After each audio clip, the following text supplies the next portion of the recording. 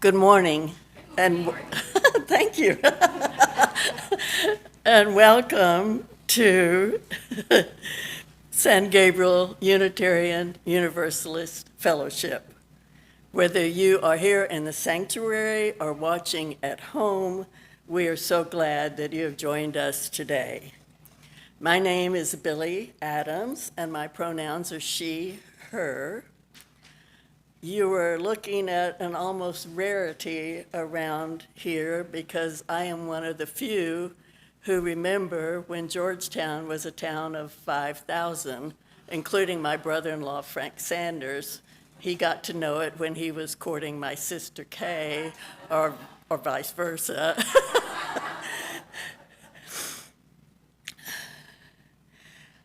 I grew up here and then lived up and down the East Coast, 3 years in Germany, 3 years in India, and came back 20 years ago with my late husband, Frank.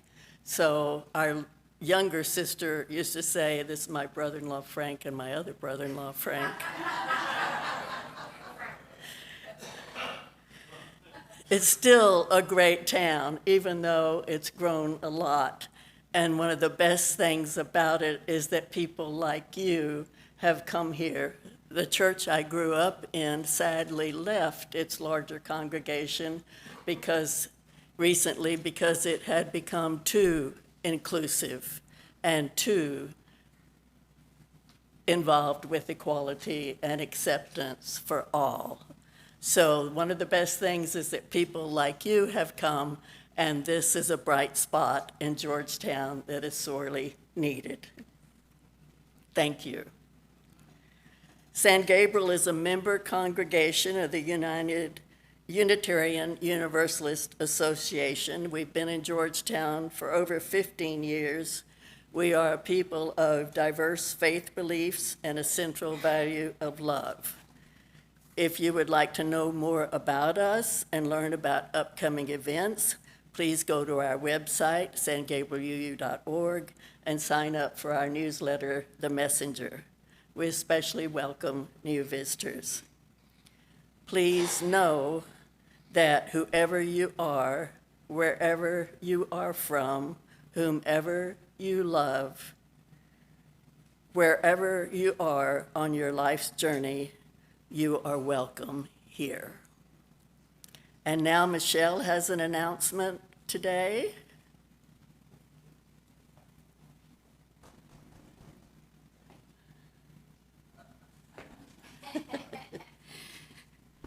I was pointing to the sign that's there on our pulpit that says we are called to create justice.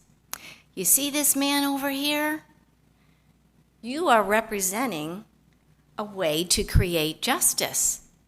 Spoon, are you wearing one too? It's our yellow shirts. And I want to tell you, our yellow shirts work. So Karina represented San Gabriel at a protest through the Poor People's Campaign on Friday in front of Governor Abbott's mansion. So check with her on that. And on Saturday, 10 people from our congregation were at a read-in at the Georgetown Library. It was a peaceful representation of an anti-LGBT group that also was there holding a read-in. And as a result of our group wearing their yellow shirts, we had some folks inquire, what is that about? Why are you all here? I'd like to know more about you. So if and when you can, wherever you can, wear your yellow shirts. Let us know where you are, and we'll put your picture up there with your yellow shirt. It is a way to create justice, raise awareness and education. Thank you, Michelle. Other announcements, please read in the handout. Other announcements, please read in the handout that you received when you came in. And now, let's welcome our guest minister this morning.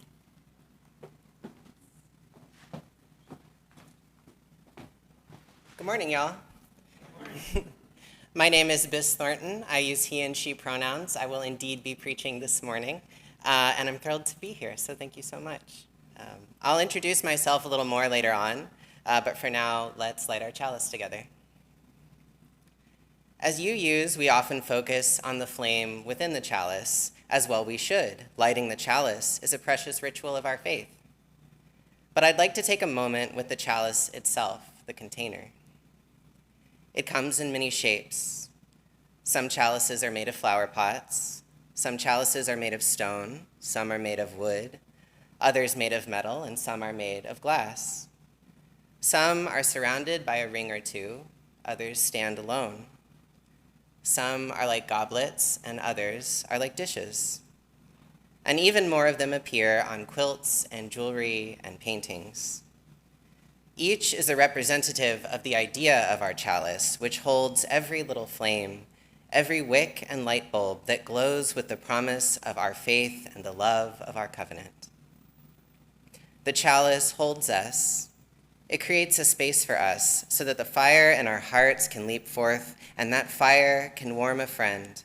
It can shine light on injustice. It can drive us onward into an unknown future, even when we are afraid. As we light our chalice this morning, let us light it with gratitude, and let us learn from its ready hospitality and its diversity of expressions. And now let us greet the day in song. Our opening hymn is number 38, Morning Has Broken, verses 1 through 3 in the gray hymnal. Please rise in body or spirit. Lyrics will be projected.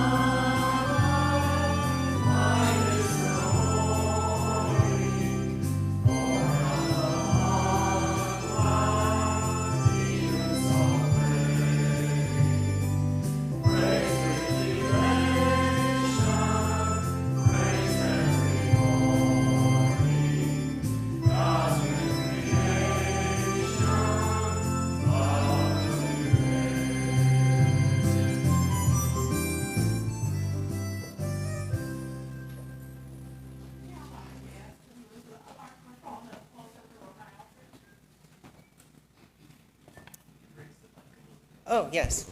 Thank you. Is that a little better? Okay, thank you. Today's call to worship, which you will now be able to hear, is The Rose Window by Rainer Maria Rilke, translated by Jesse Lamont. In there pause with soundless lazy steps, create in stillness a confusing stir, and then how suddenly, on one of the cats, your glance moves to and fro, and then aware, compellingly in her great eyes, she takes the glance, which, as by a maelstrom caught fast, swims for a little while, and then sinks, and of itself has no more consciousness. When these eyes, which are seemingly at rest, open and as with a roar, together close, drawing the gaze into the very blood. So out of darkness, once in times long past, the great cathedral's glowing window rose, thus seized a heart and drew it unto God.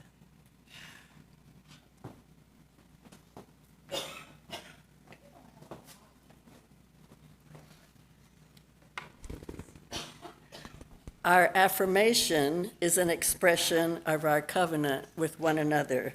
Please read after me, and the words will be projected.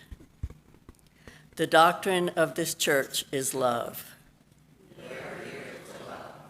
The quest for truth is its sacrament.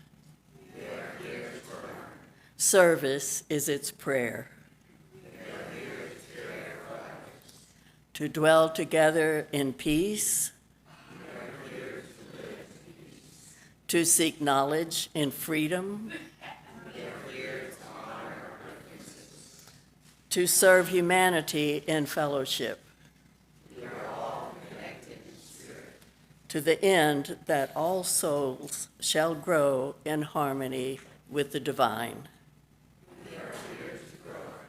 Thus do we covenant with each other. Now it's time to welcome Karina with the Wonder Box.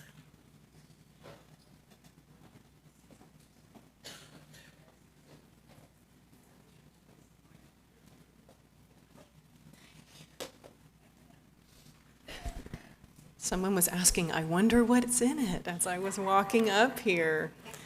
All right, we gather together to help one another learn and grow. And we do that when we listen to each other. So I would love to hear your guesses as to what might be in the Wonder Box today.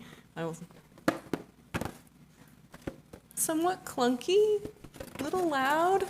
Any thoughts? What might be? A compass. Oh, I love it. That would be great. Flashlight, yeah. You've said that he said that every week. Mounting indictments. An alien. Binoculars, who said that? Stephanie, you get a prize. I'm looking right at you. Did you peek in here?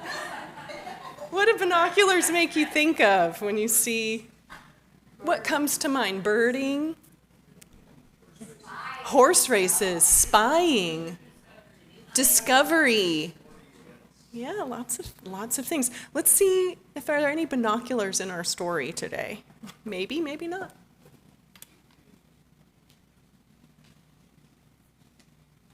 Finding Wild, written by Megan Wagner-Lloyd, pictures by Abigail Halpin, published by Alfred A. Knopf. What is wild? And where can you find it?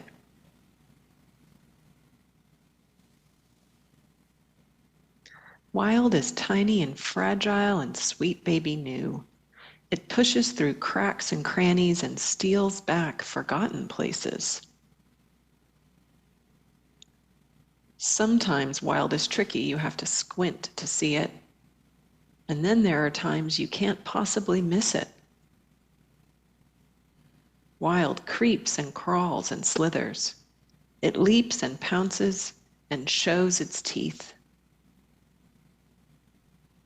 Wild is full of smells: fresh mint, ancient cave, sun-baked desert, sharp pine, salt sea.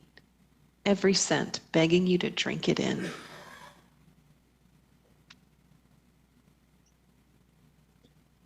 Wild is forest fire hot and icicle cold. It's as smooth as the petals of poppies and as rough as the fierce face of a mountain. Watch out. Wild can hurt, itch, burn. Ouch, sting. But wild can also soothe. Gentle breeze, cheering sun, soft rain.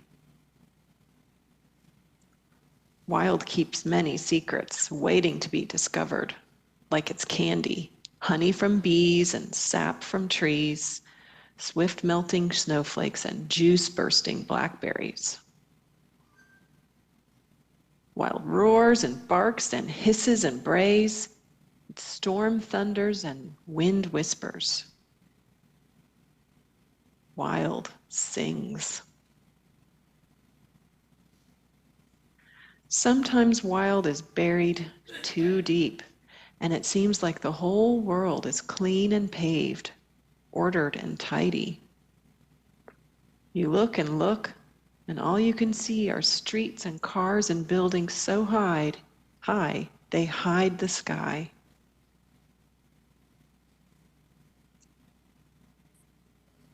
And then, just when you are about to give up, there it is again. Old and worn and still standing strong.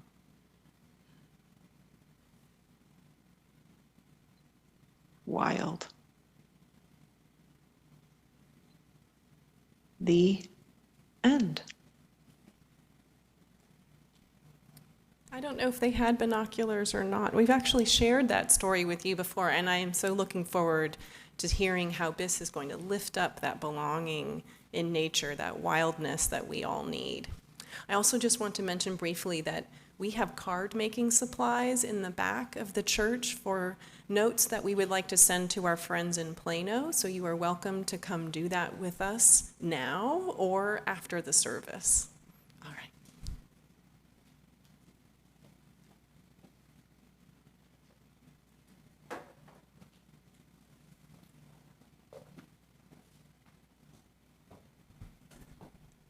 How's that? Yeah? Can you hear me? Okay. Good morning again. My name is Bis Thornton. As I said, I use he and she pronouns. And I'd like to thank you for the honor of having me in your pulpit this morning. I'm so glad that we can all be here together today, whether some of us are in the building or online or watching this recording at some later date. I would also like to thank Reverend Jamie for inviting me here today, and I would also like to thank Billy and Karina and Joe and Bob and Keith and everybody who has worked so hard to put this service together this morning. So thanks, y'all. Since many of you perhaps do not know me, I'll tell you a little bit about myself. I grew up in Carrollton, Texas, which is just outside of Dallas. I lived in Albuquerque, New Mexico for a number of years. I moved to Austin, the Austin area in 2014, which was Pflugerville, but I have decided that that counts. And I met my spouse, Evan, in middle school, which is so cute. Aw. I like to draw. I'm trying to learn how to paint. And I like to sew, but my sewing machine has been broken since 2020. So I think that's a good portrait of me. And lately, when I've met someone new, I've been totally stumped about how to introduce myself. Lately, I feel like I've kind of lost my elevator pitch or my artist statement about my life. Lately, I haven't been so sure exactly who I am. Did I lose it? Are we still there? Okay. Because unfortunately for me, I recently graduated from seminary. I never expect that to elicit applause, but I appreciate it every time, so thanks, y'all. I'm kidding about the unfortunate, of course. I'm very proud of myself, and I feel very lucky, and it was a wonderful time of my life. But I am also not kidding, because I spent 3 years trying to do something, and then all of a sudden I looked around and I had done it. I've heard that it's hard when your kids are old enough to move out of your house, and I've heard that called empty nest syndrome. I don't have children, but I felt like I was having empty nest syndrome for myself somehow. There was this sort of lonely, now what, reverberating through my body. There was an emptiness and a grief at having completed a stage of my life, even though I was so proud to have gotten there. However, alongside the lonely now what, or maybe within it, there was also something like this tiny, furry little newborn creature opening its eyes. There was something inside of me whirring to life, something that crawled up next to my ear and said, "Now you can do whatever you want," within reason. So after I graduated, I spent all of June traveling. I went to a trans spiritual retreat at U-Bar-U beginning on June 2nd. Then I stayed in a house in the woods in upstate New York with some friends. And then I helped a friend move from Austin to Kalamazoo, which sounds like a joke, but is a real place. Yes, okay.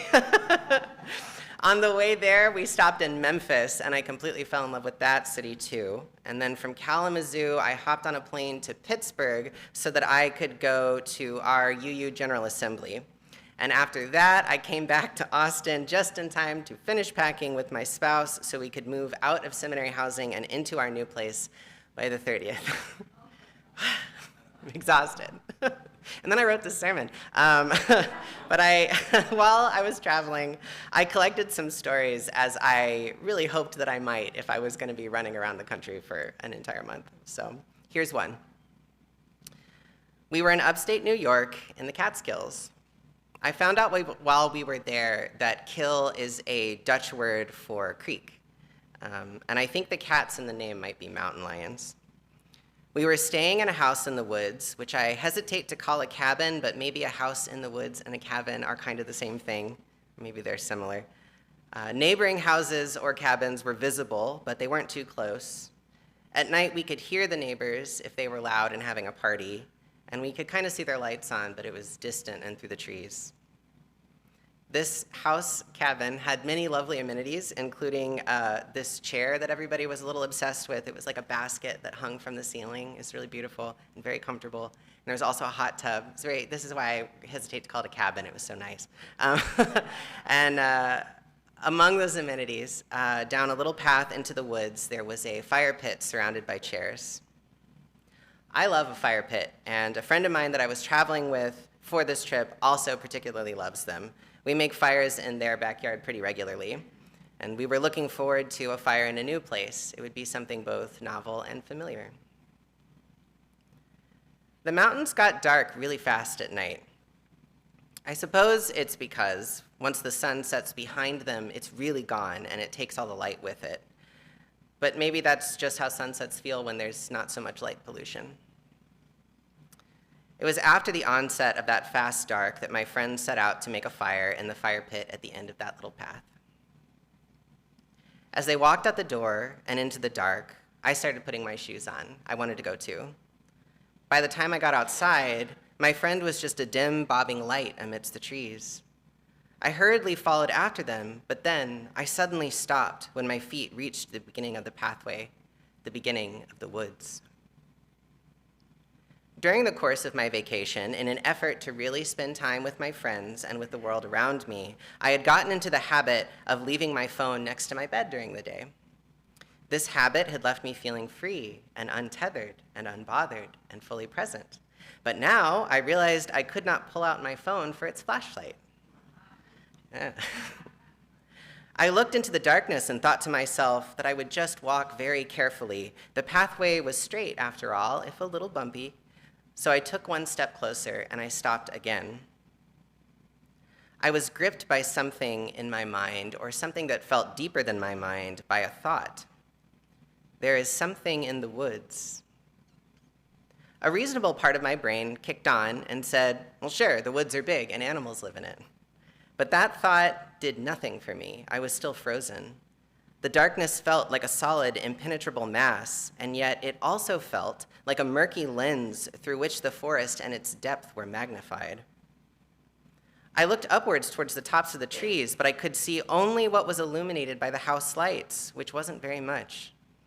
The woods rose up above me like a wave and went on before me, and though I knew, reasonably, that they were not endless, they had a name, they had been demarcated, they existed only within a certain space, I felt that they went on forever, and I was a small creature at the water's edge of a great dark sea. This is the forest, I thought to myself, dizzy with the size of it. This is the spirit of the forest. I greeted it timidly in my small animal way, and then suddenly I was struck again as the darkness and the hills and mountains rolled through my mind's eye. I thought, the forest is big. God is bigger. This thought did not diminish the woods. It did not dispel my strange fear of them. This thought did not give me a nightlight comfort to hold before me in the dark. Rather, I felt the reality of my life, which I have in my own way devoted to God, held in that darkness, enveloped strangely, and perhaps not in a way that would protect me from harm, but which would show me wonders and horrors in equal measure, and that with great dedication or discipline, I could come to know them as one and the same. And then I did walk down the path into the dark, following after my friend. As a child, and as a teen, and as a young adult, basically for my entire life up until pretty recently, I did not like the world. I often felt like I was born into a universe that I didn't belong in. I didn't seem to fit like other people did. I didn't even seem to fit in like an animal or any other creature.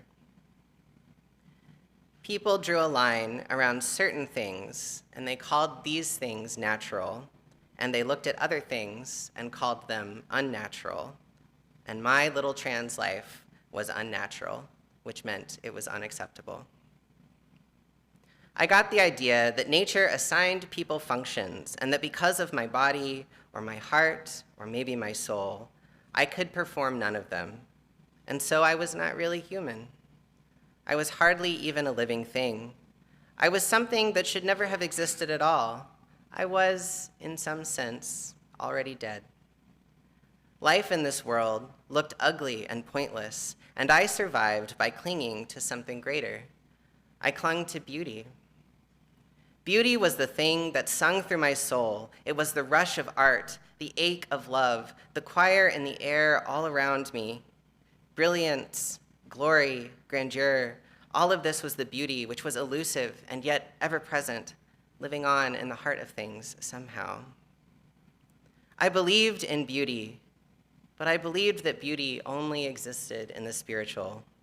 The spiritual world was my escape hatch for this planet that seemed to have created me purely by accident, and which now found my regretful existence troublesome and maybe even disgusting.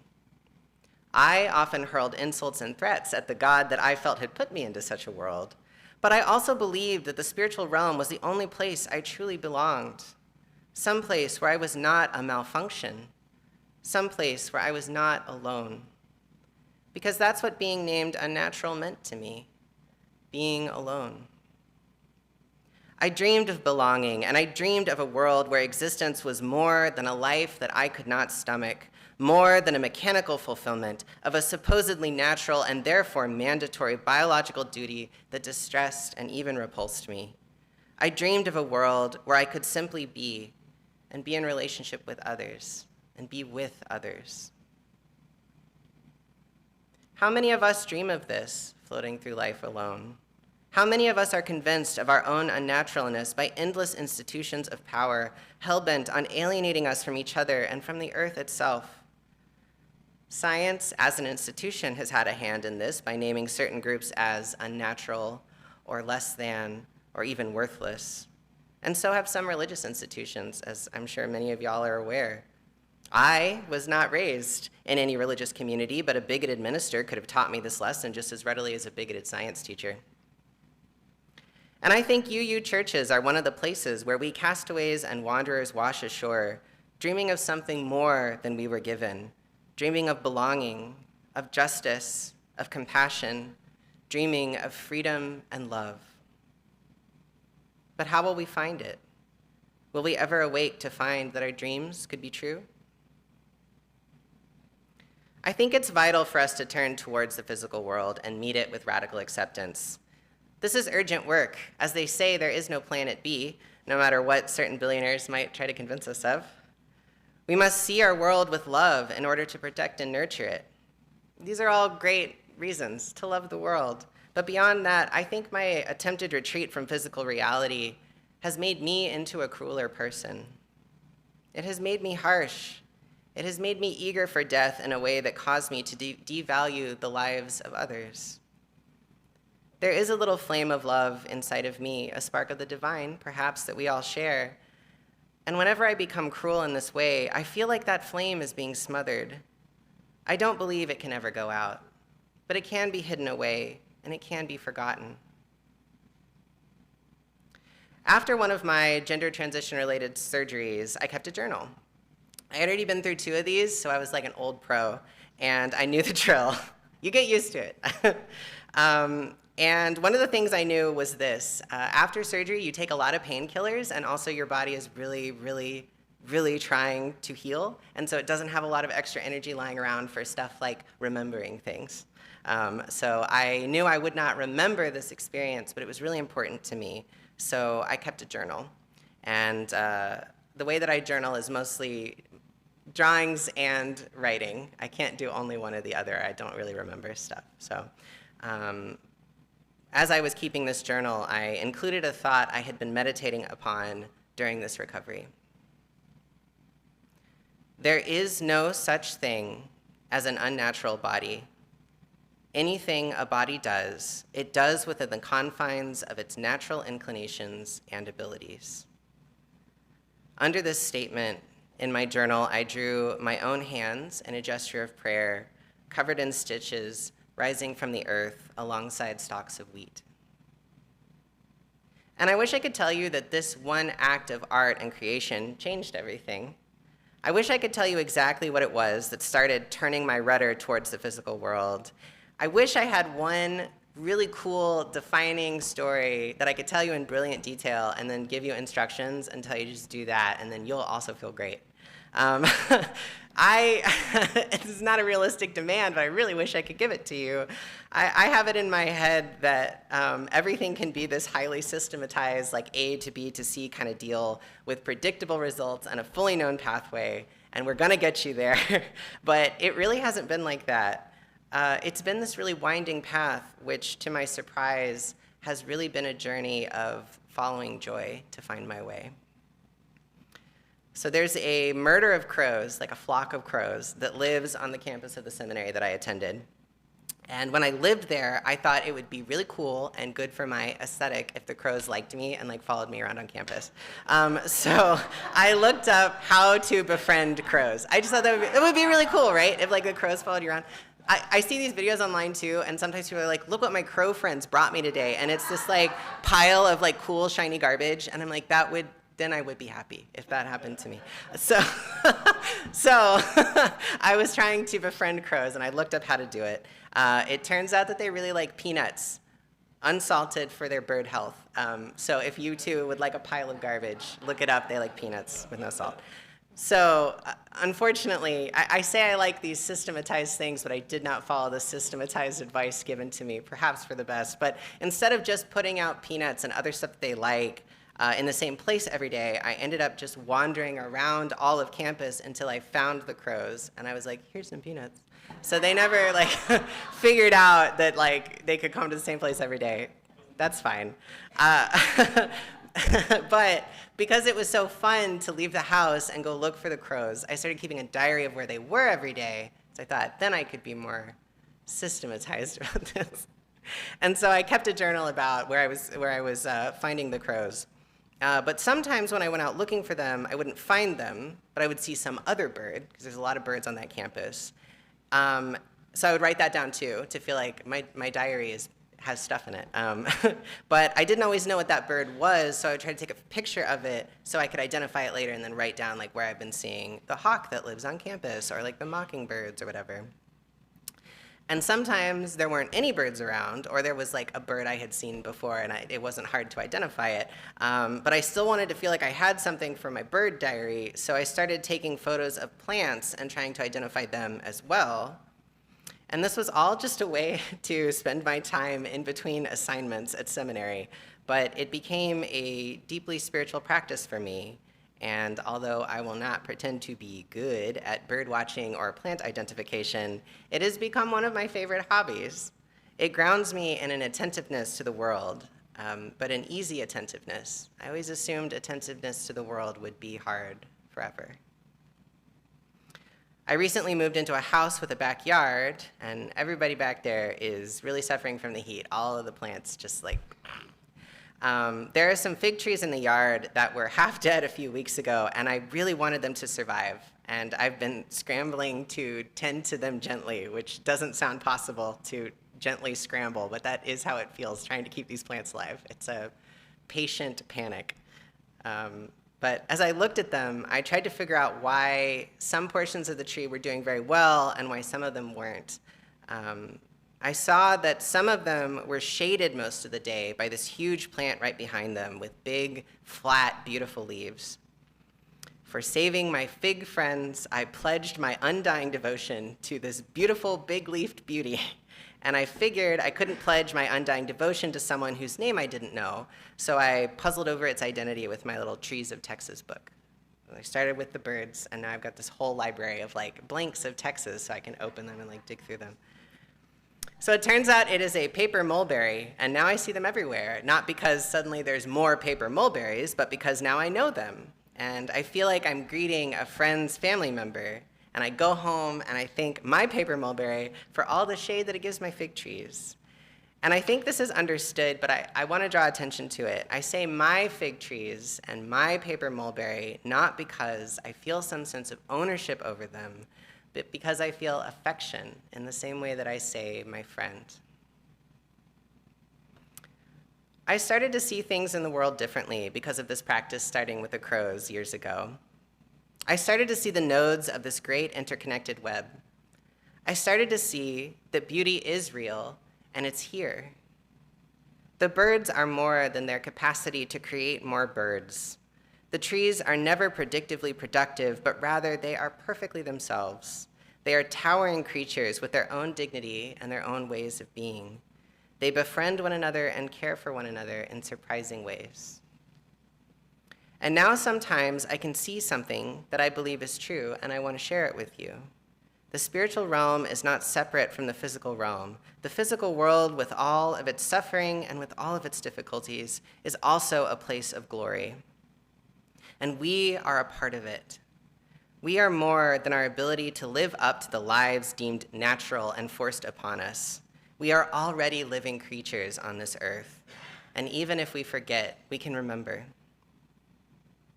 Sometimes now, as I make this long journey, I can believe it might be true. And if that's the best I can do right now, then I am still like the trees. I am still like the birds. I am standing at the edge of the dark woods. I am greeting its spirit, and I am remembering God. And whatever else I may struggle with or forget, I am alive, and some part of me knows that I am home. Thank you.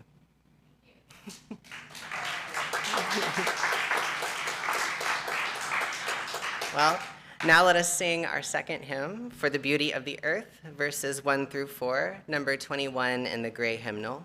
Please rise in body or spirit, and the lyrics, again, will be projected.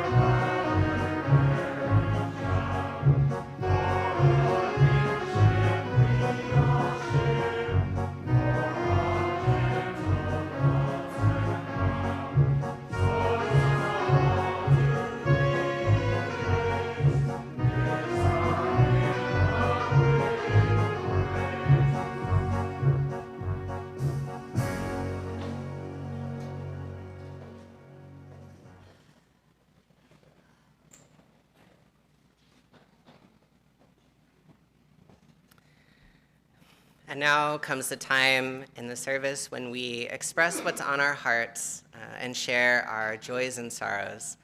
Billy will take the microphone around if you raise your hands for something you'd like to say.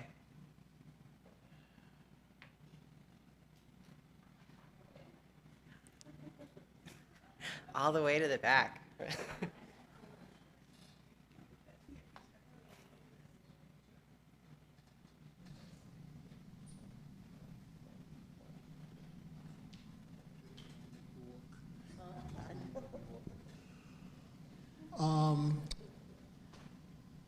My concern is the ongoing war against children, and I just ask people to be aware of it.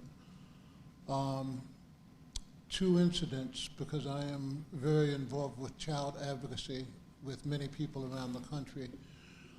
In Texas, the child predator program is evidently failing because policemen are warning the predators.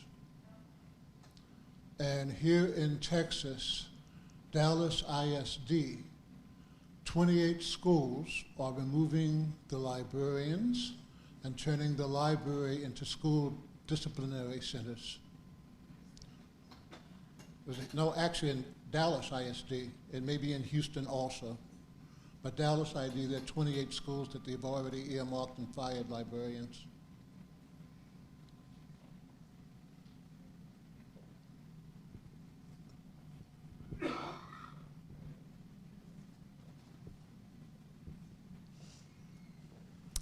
I'm Pat. I just want you to lift up, if you can, healing thoughts for a young friend of ours who's undergoing treatment for thyroid cancer, think of the name. And also next week, Rob and I will be attending a memorial service for one of my cousins. She passed away last year. She's about 10 years younger than I am. She just had a really difficult life, and it was time for it to be over. So if you'll keep her in your thoughts.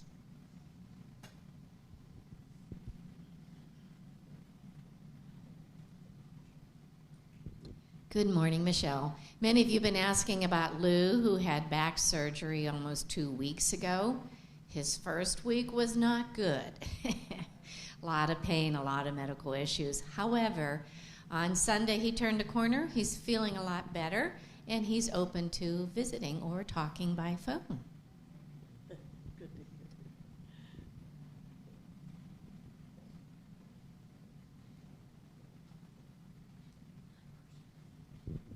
Hi, I'm Marcia.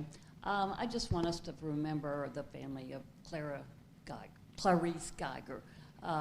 We lost her Monday, and it was with a great deal of sadness for me that now Clarice and Pete are both gone.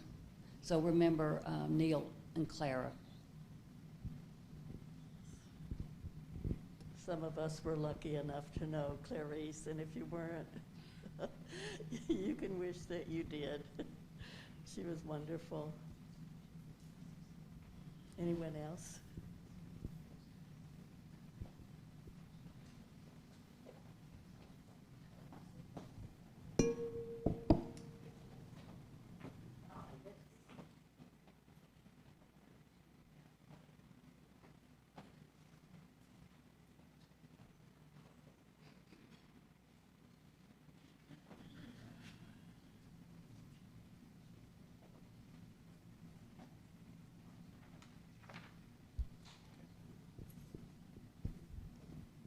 I think that I've forgotten to do the offertory.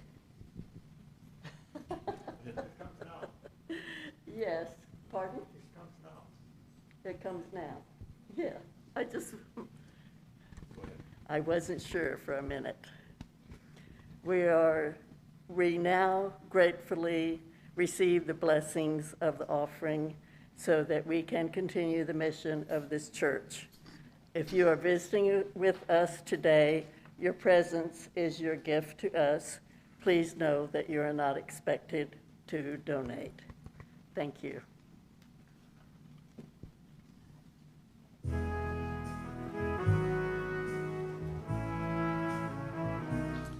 I see trees of green, red roses too.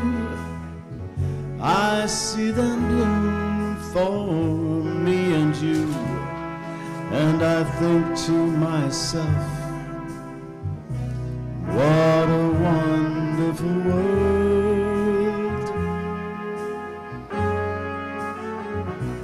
I see skies of blue and clouds of white.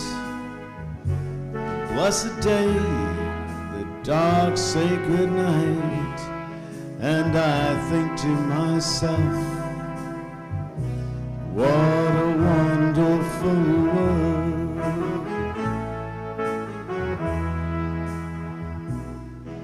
The colors of the rainbow, so pretty in the sky, are also on the faces of people going by. I see friends shaking hands, saying, how do you do? They're really saying, I love you. I hear babies cry, I watch them grow. They'll learn much more than I'll ever know. And I think to myself,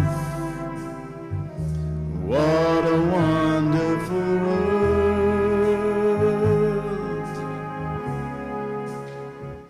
I think to myself, what a wonderful world.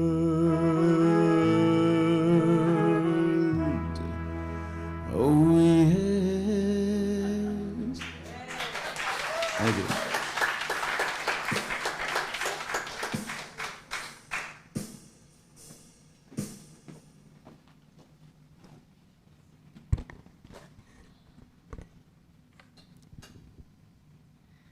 We close our sacred time together when we extinguish our chalice. We extinguish this flame, but not the chalice inside of our hearts, which serves as a beacon of hope, emboldened by its blaze. We are reminded that our strength as prophetic and powerful people is found when we come together at San Gabriel, which is here in Georgetown to stay, no matter what may come our way.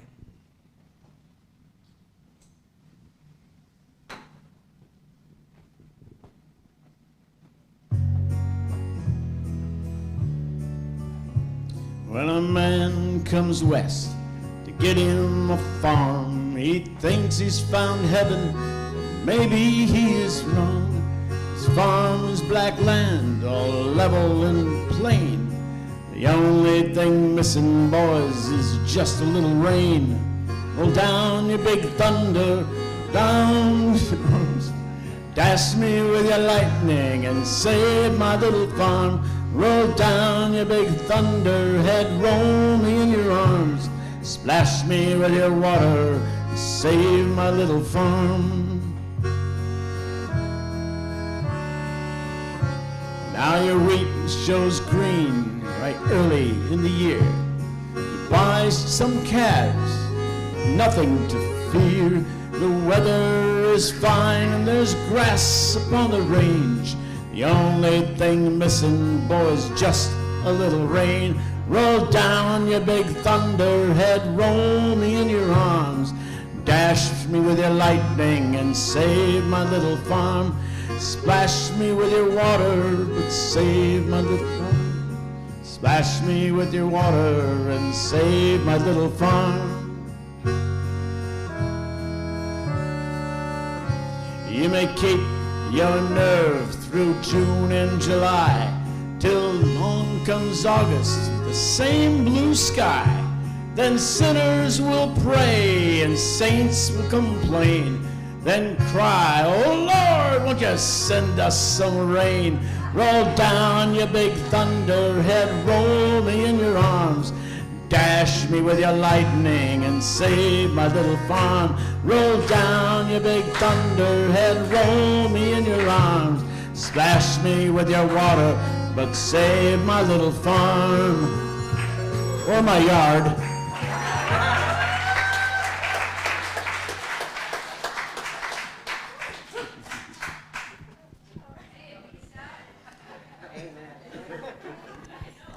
you, Reverend. Thank you, Reverend Thornton.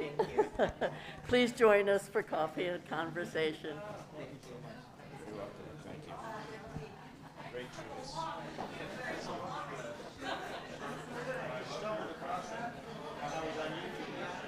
Yeah, it's a good one. Thanks for that. Thank you. Thank you. It's all Joe.